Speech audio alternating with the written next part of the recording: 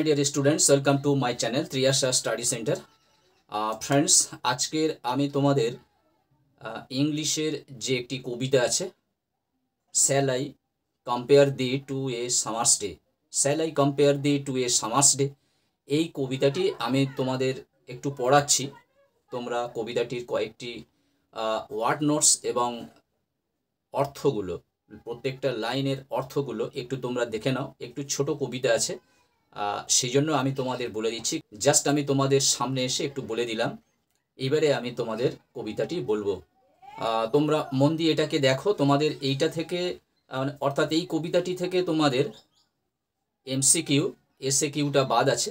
MCQ এসএকিউটা দিয়ে দিলে তোমাদের এমসিকিউ এবং এসএকিউর পর্বটা প্রায় কবিতা এবং গল্পগুলি শেষ হবে, এবং তারপরে আমি তোমাদের ড্রামাতে যাব।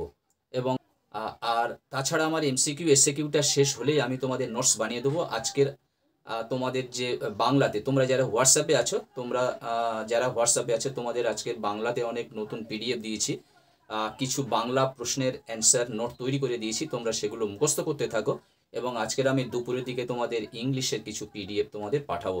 এসো আমরা কবিতাটি একটু পড়ে নিই। বন্ধুরা চলে এসো, আমরা কবিতাটা পড়ে নিই। পুজোর দামামা তো বেজে গেছে, বাড়ির ছাদের উপরে মাইক, এখন একটু মাইকটা বন্ধ আছে, সেই জন্য আমি আজকের এখন ভিডিওটি করে নিচ্ছি। কারণ কয়েকদিন হয়তো আমি ভিডিও তৈরি করতেই পারবো না, এত মাইকের চাপ। আর তোমরা সবাই জানো যে বাইরের সাউন্ড যদি ভিডিওর মধ্যে ঢোকে কোনো রকমে, তাহলে সেই ভিডিওটি কপিরাইট হয়ে যায়, অর্থাৎ ভিডিওটি কপিরাইট হয়ে যায়। ফলে খুবই সমস্যা, এই কয়েকদিন ভিডিও ছাড়ার সমস্যা। যাই হোক, আমি যথাসাধ্য চেষ্টা করব গভীর রাতে যখন মাইক বন্ধ থাকবে সেই সময় ভিডিওগুলি করার আমি চেষ্টা করব। এসো আমরা এই কবিতাটির একটু মানে এবং কয়েকটি শব্দ আমরা বুঝে নিই। এটি পর্ব 1, অর্থাৎ পুরো কবিতাটি আজকে শেষ হবে না, হয়তো 8-10 মিনিটের ভিডিওর মধ্যে এটা শেষ হওয়া সম্ভব নয়। দেখতে পাচ্ছ, shall I compare thee to a summer's day, আমি কি তোমাকে গ্রীষ্ম দিনগুলির সাথে তুলনা করব, বা তুলনা করতে পারি হবে না, তুলনা করব, যেহেতু শ্যাল আই আছে, ফিউচার টেন্সে আছে। আমি কি তোমাকে গ্রীষ্ম দিনগুলির সঙ্গে তুলনা করব। বিশ্ববরেণ্য লেখক উইলিয়াম শেক্সপিয়ার এই কবিতাটি লিখেছেন। এসো আমরা কবিতাটি প্রথমে পড়ে নিই। আমরা অর্ধেকটা আজকের পড়ব। দেখো, shall I compare thee to a summer's day, আমি কি তোমাকে গ্রীষ্মকালের দিনগুলির সঙ্গে তুলনা করব। Thou art more lovely and more temperate, thou মানে কি তুমি, আর আর্ট মানে কি, এখানে দেখো আর্ট মানে দেওয়া রয়েছে হও, অর্থাৎ আমরা যেটা আর বলি সেটা কাব্যের ভাষায় বলা হচ্ছে আর্ট, ART, আর্ট মানে হও, অর্থাৎ তুমি হও। মোর লাভলি, মোর লাভলি মানে আরও সুন্দর বা আরও মনোরম, অ্যান্ড মোর টেম্পারেট, টেম্পারেট মানে কি দেখো, টেম্পারেট মানে হচ্ছে তুমি খুব ঠান্ডাও নও, তুমি খুব উষ্ণও নও, অর্থাৎ তুমি নাতিশীতোষ্ণ, অর্থাৎ তুমি খুবই মনোরম। যেমন নাতিশীতোষ্ণ অঞ্চল খুবই মনোরম হয়, আমাদের শীতে কাঁপতে হয় না, আর গরমের জন্য হু হা করতে হয় না, সেই নাতিশীতোষ্ণ অঞ্চলটাই ভালো। সেই জন্য বলছে যে মোর লাভলি মোর টেম্পারেট, অর্থাৎ তুমি সুন্দর, তুমি আরও সুন্দর, তুমি নাতিশীতোষ্ণ, অর্থাৎ তুমি খুবই মনোরম। এখানে মনোরম, মোর টেম্পারেট মানে কি খুবই মনোরম। তারপরে দেখো কি বলছে, rough winds do shake the darling buds of May, rough winds মানে কি খড়ো বাতাস, ডু শেক ঝরিয়ে দিয়ে যায়, the darling buds of May, darling birds মানে সুন্দর, এখানে ডার্লিং মানে সুন্দর, সুন্দর কুঁড়িগুলিকে, অফ মে মানে মে মাসের, তাহলে মে মাসের সুন্দর কুঁড়িগুলিকে খড়ো বাতাস ঝরিয়ে দিয়ে যায়। শেক, SHAKE, শেকের আক্ষরিক মানে হলো নাড়ানো বা নাড়িয়ে দেওয়া, তাহলে এখানে ডু শেক মানে ঝরিয়ে দেওয়া, অর্থাৎ সুন্দর কুঁড়িগুলিকে ঝরিয়ে দিচ্ছে।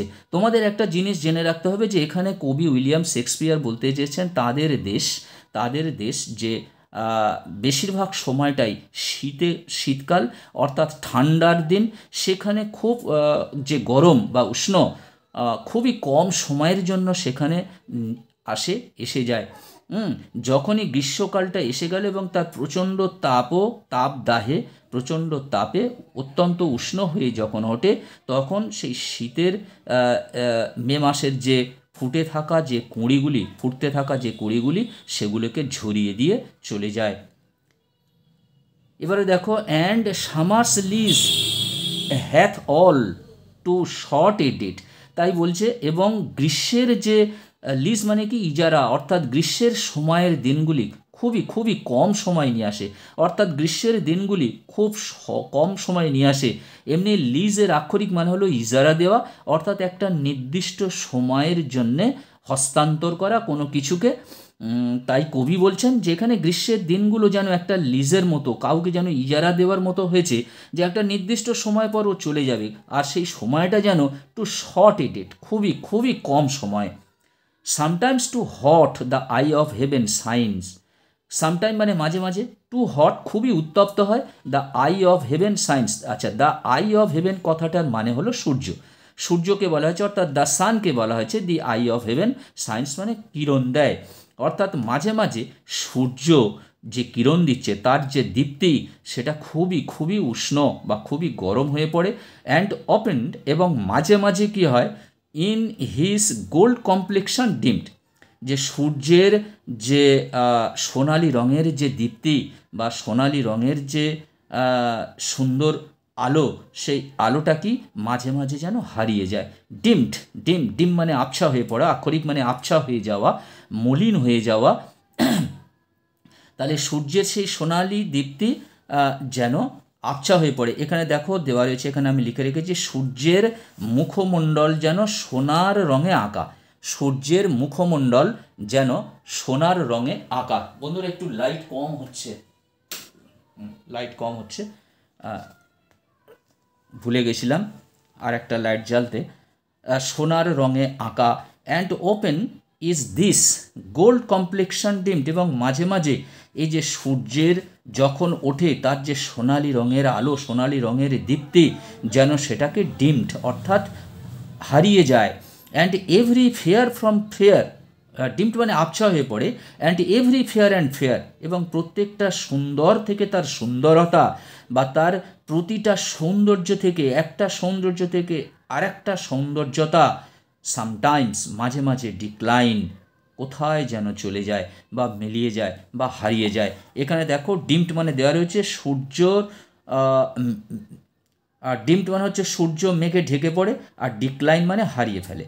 ডিমড মানে হচ্ছে সূর্য মেঘে ঢেকে পড়ে, অর্থাৎ তার ঔজ্জ্বল্যটা হারিয়ে যায়, যে সূর্যের যে ঔজ্জ্বল্য সেই ঔজ্জ্বল্যটা হারিয়ে যাওয়া ইংরেজি হলো ডিমড। আর ডিক্লাইন মানে কি, হারিয়ে ফেলা। তাহলে এখানে আমি দেখো শব্দের অর্থগুলো বলে দিয়েছি। দেখো দাও মানে তুমি, আর্ট মানে হও, মোর লাভলি আরও সুন্দর বা ভালোবাসার যোগ্য, মোর টেম্পারেট নাতিশীতোষ্ণ, অর্থে এখানে খুব গরম নয় খুব ঠান্ডা নয়, অর্থাৎ এখানের অর্থে খুবই মনোরম।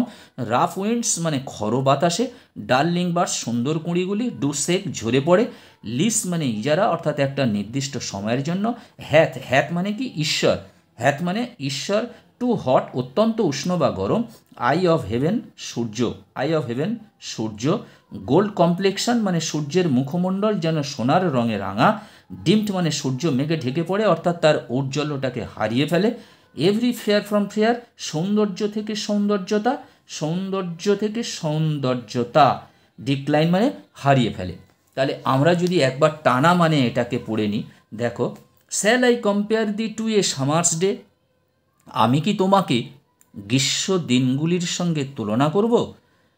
অর্থাৎ গ্রীষ্মের দিনগুলো যেমন অল্প সময়ের জন্য আসে চলে যায়, কবি বলছে তার যিনি প্রিয় বন্ধু, সেই প্রিয় বন্ধুকে উদ্দেশ্য করে বলছে আমি তোমাকে যে ভালোবাসি, তোমাকে যে আমি কাছের লোক বলে মনে করি, এই গ্রীষ্মকালের কয়েকটা দিনের জন্য নয়, সারা জীবনের জন্যে, সারা জীবনের জন্যে আমি তোমাকে ভালোবাসি, তুমি সারা জীবন আমার কাছে থাকবে।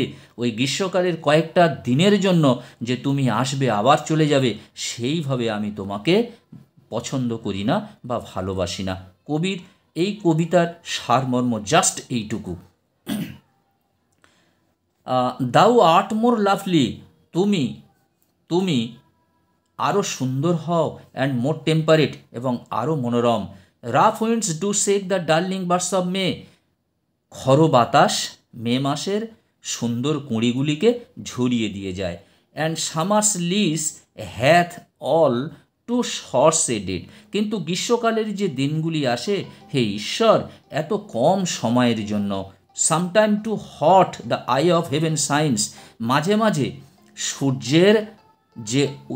সূর্যের যে দীপ্তি বা কিরণ সেটা খুবই উত্তপ্ত হয়ে ওঠে, অ্যান্ড ওপেনিস গোল্ড কমপ্লেকশন ডিমড, এবং প্রায়ই সূর্যের যে ঔজ্জ্বল্য বা রঙে রাঙা সেই সুন্দর সোনালি রঙে আঁকা যে সেই সূর্য সে মেঘের আড়ালে চলে যায় বা মেঘগুলো এসে তাকে ঢেকে দিয়ে যায়।